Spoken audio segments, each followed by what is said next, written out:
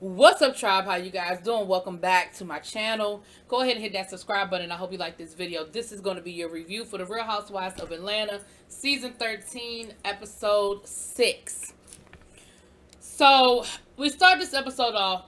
We have Cynthia and Mike talking about the wedding. Cynthia says, "Babe, we got a problem." Mike was like, "We ain't got a problem. What you talking about?"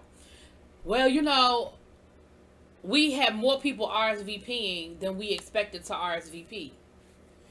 I mean, it was COVID and people had to come from out of town. And yes, we invited 250 people, but we certainly didn't expect 250 people to come. I mean, we had a whole, um, um, um, um, I think she said they had 180 something people had already RSVP'd. Cynthia, you know, the surefire way that you won't have 250 people at your wedding is to not invite 250 people to your wedding.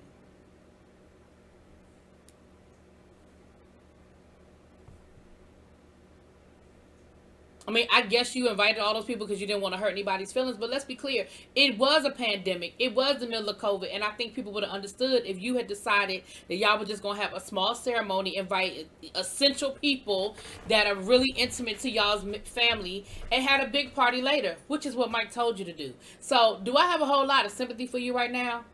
I don't. Now, the other situation was Mike said, "Listen, I want to invite Dennis. Dennis is my guy. I don't know what's going on with him and Portia, but I really would like Dennis to come." Cynthia said, "I'll talk to Portia. I'll find out where they are because, they are off and on. We never know where they stand. I'll find out. I'll let you know." Then the other conversation was she wants to invite her dad.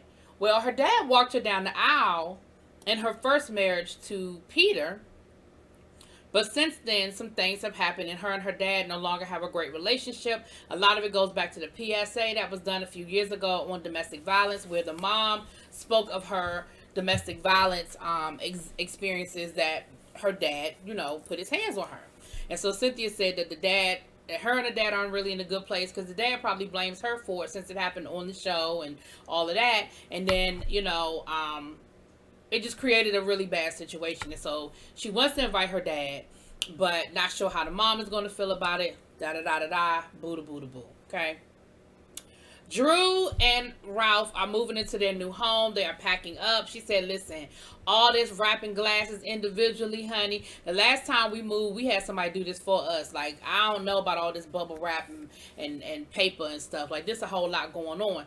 Now, I get it, girl. I get it. Me and my friends, we have had moving parties where, like I had a really good girlfriend of mine.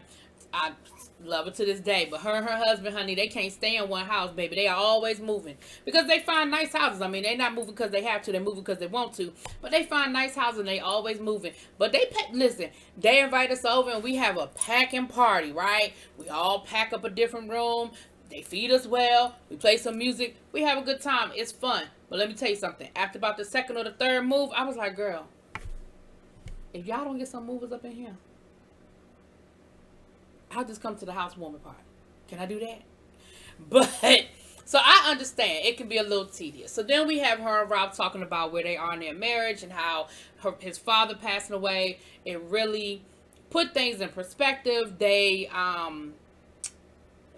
laughing, and she said, "Dad, not Dad, but Ralph, I'm glad to see you laughing, with him losing his dad and for it to happen so suddenly. It's a lot, and it's hard.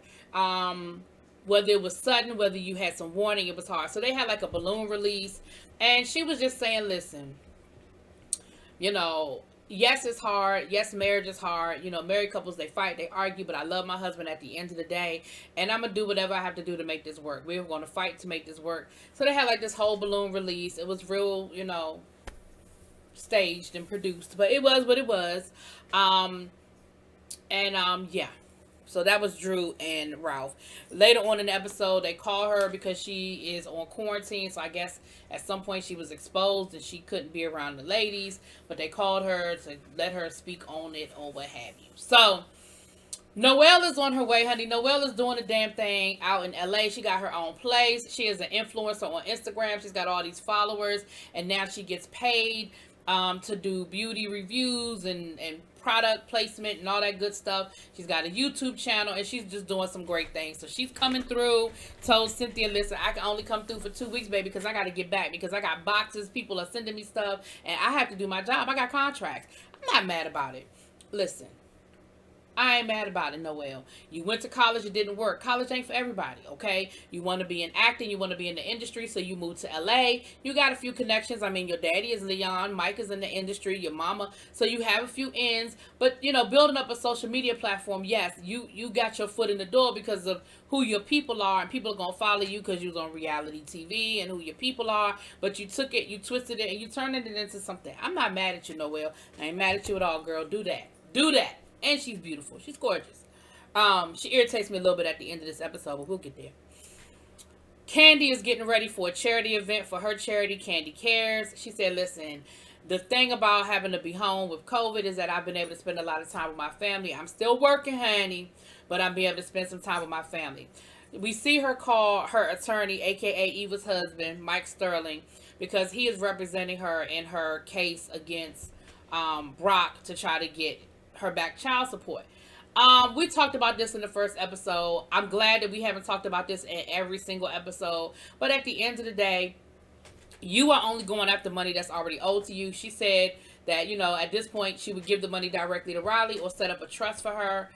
He owes almost $100,000. So no, that is not live off of the rest of your life type money. But if she puts it in a trust, tells the girl she can't touch it, and lets it, you know, invest it or whatever, you know, in 10 years, she'll have a little piece of change. I mean, not a lot, because it's still, you know, in this world, $100,000, even if she invested over 10 years, it's still just going to be a little nest egg. Let her do a little something with.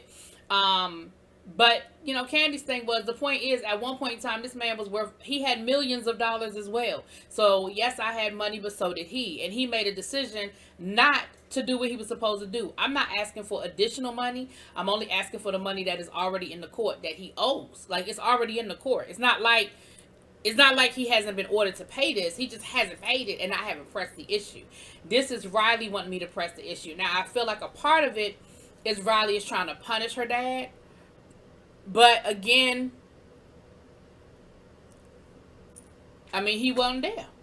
And I guess her thing is, well, you know, you're going to pay on the front end or the back end. You wasn't a daddy for me. I tried numerous times to create this relationship and build this bond. You ain't want it. So guess what? I'm going to get it out the front. Listen, you ain't want it from the front. We're going to get it out the back. And out the back means give me my money. Now, one of her assistants, I don't know if it was her assistant or somebody doing her hair, she kind of was like, girl, you have enough. Why you going after him? And Candy was like, everything I just said. You know, I'm just getting what's mine. Like, I'm not asking for any additional money. And just because I had money, it doesn't mean he's off the hook. Like, child support isn't, well, if you're rich, you don't need child support. No, child support is to support the child, regardless of how much money I have. Especially if you have it. It'd be different if Candy, if Riley's baby daddy was some old broke dude who didn't have no money. He clearly had it at one point. So there was that. But she has a charity event, Candy Cares, where she's going to be giving away groceries. So they're talking about that as well. I think to be socially distanced, I think she said that they could serve up to 700 and something families. That is phenomenal. I think they ended up serving a little bit less than that, but it doesn't matter. Can you imagine almost 1,000 families Candy helped through her charity during COVID with some groceries in their house? We'll get to that. So Cynthia and Portia meet up for dinner, and, you know, basically Cynthia was like, girl, Mike want to invite Dennis to the wedding. What's going on with you and Mike? I mean, with you and Dennis.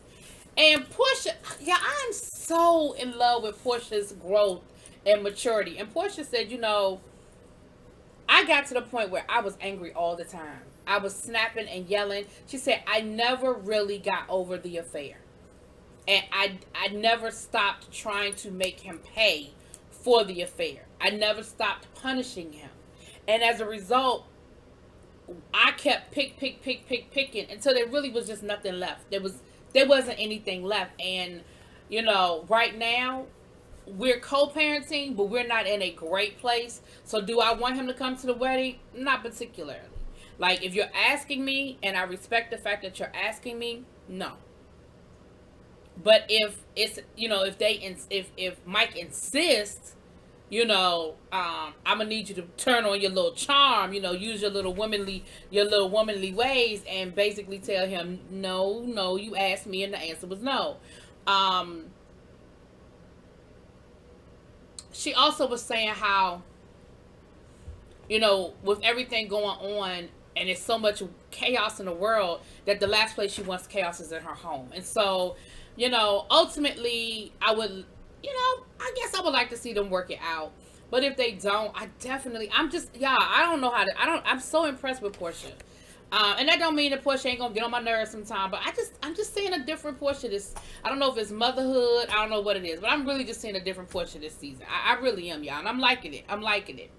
Um, so the next day, we're all down to the candy cares. The lady have on their shirts and all of that. Honey, Portia's there.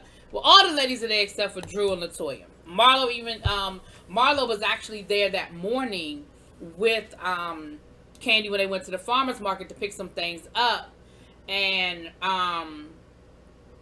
they ended up coming back with the produce or whatever. Now Portia was there on time, and Cynthia, I guess she could show up on time for a photo op. Anyway, so they're putting the bags together, honey, and they get to talking about the Dennis situation. Portia's talking to Tanya about Dennis coming or not, and I don't know if there was a conversation we didn't see where basically Michael was like, well, I don't care what she like. I want him to, Dennis is my man and Dennis is coming. I missed that part of the conversation. If it happened on screen, I missed it, y'all. But Candy said that basically Mike said the same thing to Todd about Dennis. Like, listen, that's my guy and I want him to come. I guess at the engagement party, he must have had that conversation. And Cynthia was like, well, can we get to work, please? Like, just being real, nasty about it. And in her confession, was talking about some nobody cares. I mean, nobody cares. Nobody cares. And I'm like, no, you don't care. But let's not act like nobody cares. Girl, you don't care. Now, Cynthia wasn't there because Cynthia was off getting her marriage license, honey. She showed up late, but she was off getting her marriage license. She said she ain't letting that one out of her sight. I don't blame you, girl. After the way they acted at your last wedding, honey. I don't blame you. So Portia made a $5,000 donation. Marlo made a $5,000 donation. Drew made a donation. We don't know about the rest of the ladies, but Candy did say, because she didn't call no names, but what Candy did say was, I was a little shocked. I expected more from some of the ladies, and I ain't get it. Now, she ain't say no names, but the only two people who was left was Tanya, Cynthia, and Latoya. Now, I'm going to go out on a limb and say I'm pretty certain Tanya gave some money. I'm going to just go out on a limb and say that. Now, I could be wrong, y'all, but I'm going to go out on a limb and say that I'm pretty certain Tanya gave some money.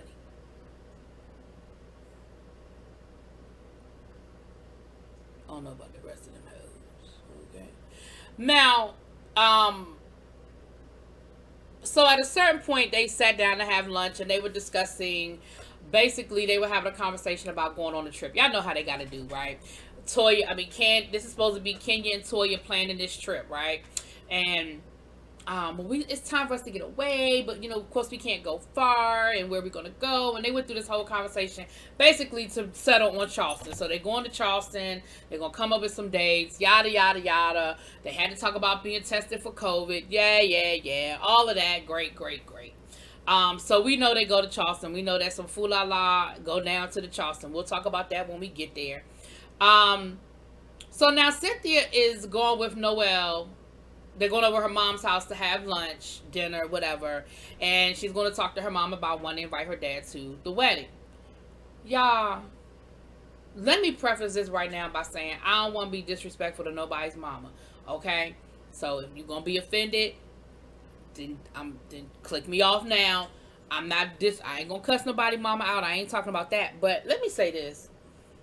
I am so sick of parents taking out their adult issues on their children. Yes, there was a domestic violence situation.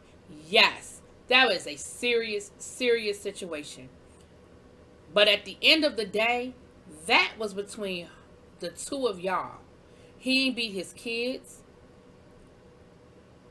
And whatever relationship he has with his children is between him and his children. If they choose to forgive him for what he did to you, that is their relationship. Your children are grown. You got grandkids, and they old enough to have kids. You old enough to be a great grandmother at this point. And Cynthia asked her mom about inviting him to the wedding. And her mother said, well, I could just cover my face with my mask. I don't have to deal with him. But you could tell she really didn't want him to come. And so they went on this whole conversation about,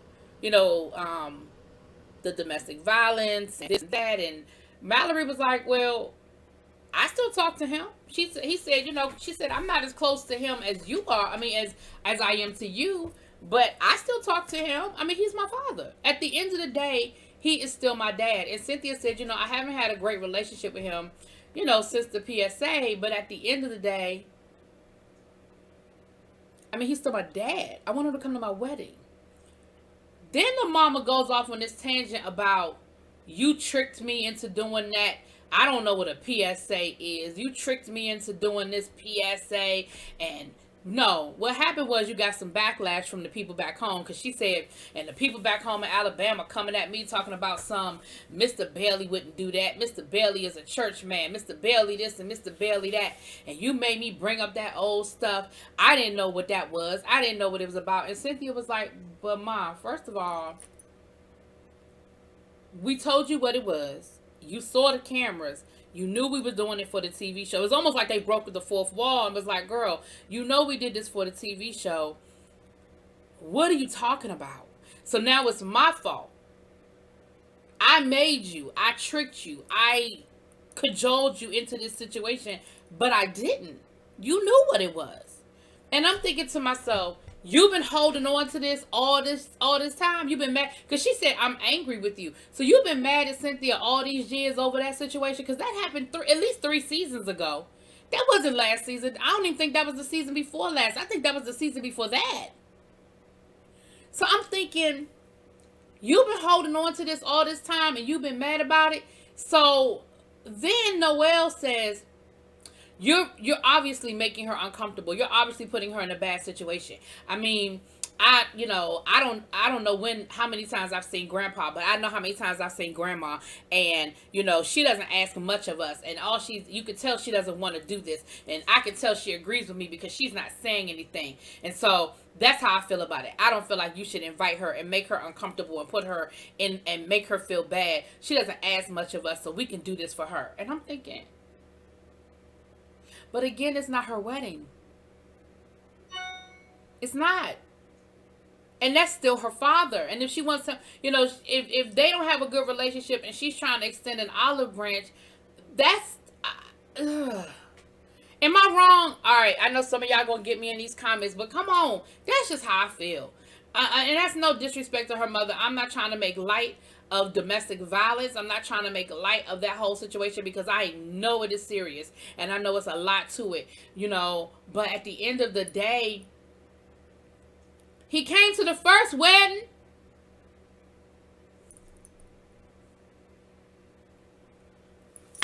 Y'all tell me.